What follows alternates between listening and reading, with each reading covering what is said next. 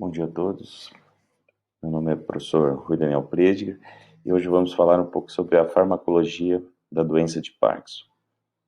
A doença de Parkinson é uma doença neurodegenerativa, cuja principal característica é a morte dos neurônios que produzem dopamina, localizados na região chamada de substância negra, parte compacta. Os neurônios dessa região se projetam para outras regiões cerebrais, como o estriado, formando a via nigroestriatal. Essa é uma via importante para o controle dos movimentos, então, à medida que esses neurônios morrem, começa a faltar dopamina nessas áreas que controlam o movimento e, com isso, o aparecimento dos sintomas motores. Uma outra característica neuropatológica da doença de Parkinson é o aparecimento dos corpos de Levy, que é o acúmulo intraneuronal de algumas proteínas, como a alfa-sinucleína, ubiquitina, e esses corpos de Levy, então, são utilizados como um marcador neuropatológico num diagnóstico confirmatório pós-morte. Aqui mostrando, então, essas alterações neuropatológicas com detalhes, a morte dos neurônios dopaminérgicos da substância negra, e aqui os corpos de Levy. As causas da doença de Parkinson continuam sendo estudadas, é considerada uma doença multifatorial, então existem alguns genes que predispõem ao desenvolvimento da doença de Parkinson.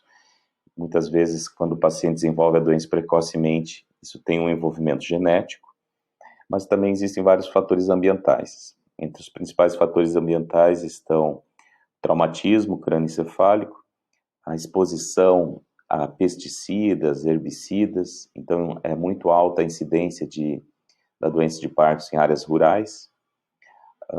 Existem alguns fatores ambientais considerados neuroprotetores, como o consumo regular de cafeína, possivelmente a nicotina e o uso de anti-inflamatórios não esteroidais. Bom, os principais sintomas da doença de Parkinson são sintomas motores, como a bradicinesia, que é essa lentidão em realizar os movimentos, rigidez muscular, os tremores de repouso e a perda do equilíbrio postural. Então, esses são sintomas chamados cardinais e que vão ser utilizados no diagnóstico da doença. Então, aqui nesse vídeo mostrando com detalhes, né, então, os tremores de repouso. Percebam que esses tremores eles são unilaterais no início. Isso é importante para o diagnóstico. E aqui é a questão da bradicinesia. Então, aqui o mesmo paciente, aqui quando ele não está medicado, então mostrando a marcha característica de um paciente com Parkinson.